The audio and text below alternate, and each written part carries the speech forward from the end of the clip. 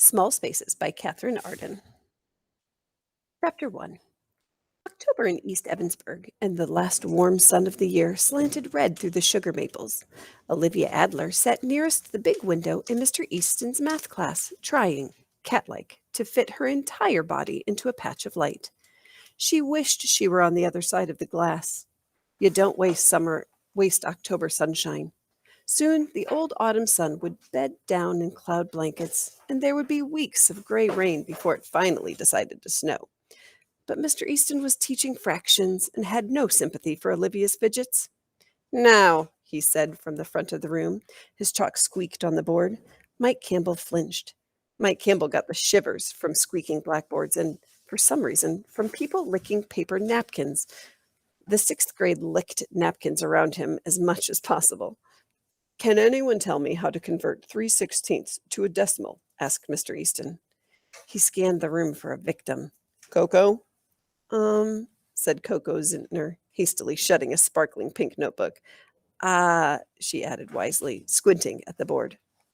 .1875, thought Olivia idly, but she did not raise her hand to rescue Coco. She made a line of purple ink on her scratch paper, turned it into a flower, then a palm tree. Her attention wandered back to the window. What if a vampire army came through the gates right now? Or, no, it's sunny. Werewolves? Or what if the Brewster's Halloween skeleton decided to unhook himself from the third-floor window and lurch out the door? Ollie liked this idea. She had a mental image of Officer Perkins, who got cats out of trees and filed police reports about pies stolen off windowsills, approaching a wandering skeleton. "I'm sorry, Mr. Bones, you're going to have to put your skin on." A large foot landed by her desk. Ollie jumped. Coco had either conquered or been conquered by 3/16, and now Mr. Easton was passing out math quizzes. The whole class groaned. "Were you paying attention, Ollie?" asked Mr. Easton, putting her paper on her desk. "Yep," said Ollie, and added at random, .1875. Mr. Bones had failed to appear. Lazy skeleton. He could have gotten them out of their math quiz. Mr. Easton looked unconvinced, but moved on. Ollie eyed her quiz. "Please convert 9/8 to a decimal." Right. Ollie didn't use a calculator or scratch paper. The idea of using either had always puzzled her, as though someone had suggested she needed a spyglass to read a book. She scribbled answers as fast as her pencil could write, put her quiz on Mr. Easton's desk, and waited, half out of her seat, for the bell to ring. Before the ringing had died, Ollie seized her bag, inserted a crumpled heap of would-be homework, stowed a novel, and bolted for the door. She had almost made it out when a voice behind her said, "Ollie?" Ollie stopped. Lily Mayhew and Jenna German nearly tripped over her. Then the whole class was going around her like she was a rock in a river. Ollie trudged back to Mr. Easton's desk.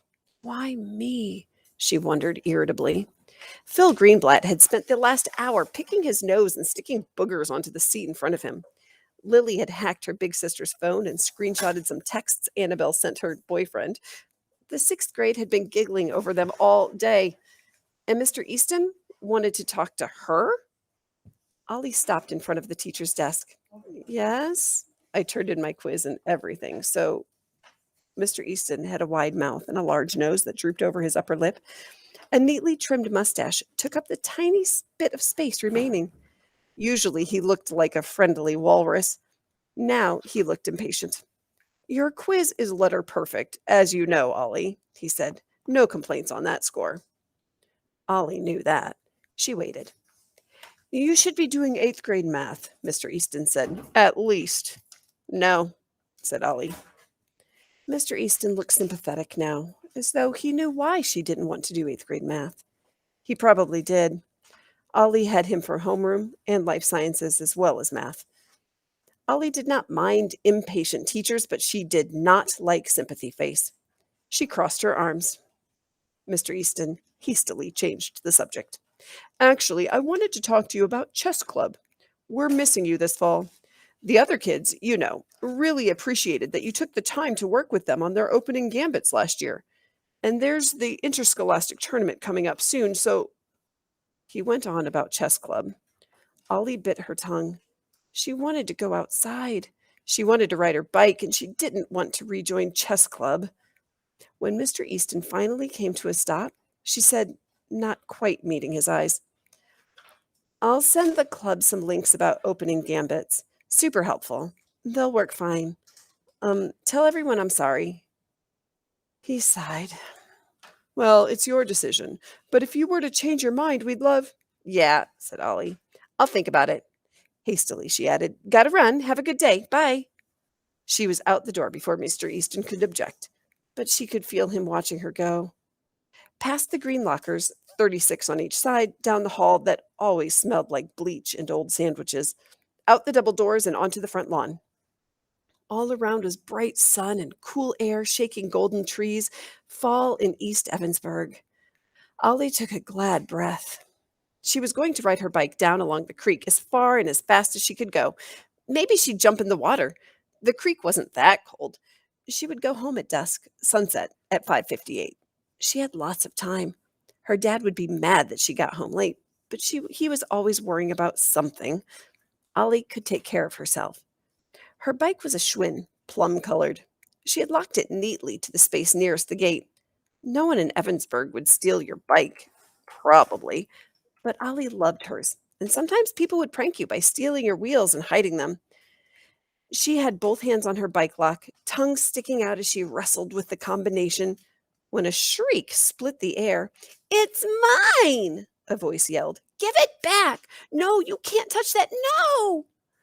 Ollie turned. Most of the sixth grade was milling on the front lawn, watching Coco Zintner hop around like a flea. It was she who'd screamed. Coco would not have been out of place in a troop of flower fairies. Her eyes were large, slanting, and ice blue. Her strawberry blonde hair was so strawberry that in the sunshine it looked pink. You could imagine Coco crawling out of a daffodil each morning and sipping nectar for breakfast. Ollie was a little jealous. She herself had a head full of messy brown curls, and no one would ever mistake her for a flower fairy. But at least, Ollie reminded herself, if Phil Greenblatt steals something from me, I'm big enough to sock him. Phil Greenblatt had stolen Coco's sparkly notebook, the one Coco had closed when Mr. Easton called on her. Phil was ignoring Coco's attempts to get it back. He was a foot taller than her. Coco was tiny. He held the notebook easily over Coco's head, flipped to the page he wanted, and snickered. Coco shrieked with frustration. Hey, Brian, Phil called. Take a look at this. Coco burst into tears. Brian Battersby was the star of the middle school hockey team, even though he was only 12 himself. He was way shorter than Phil, but looked like he fit together better, instead of sprouting limbs like a praying mantis. He was lounging against the brick wall of the school building, watching Phil and Coco with interest. Ollie started to get mad. No one liked Coco much. She had just moved from the city, and her squeaky enthusiasm annoyed everyone. But really, make her cry in school? Brian looked at the notebook Phil held out to him. He shrugged. Ollie thought he looked more embarrassed than anything. Coco started crying harder. Brian definitely looked uncomfortable. Come on, Phil. It might not be me. Mike Campbell said, elbowing Brian. No, it's totally you. He eyed the notebook page again.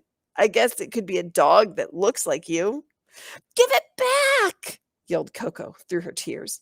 She snatched again. Phil was waving the notebook right over her head, laughing.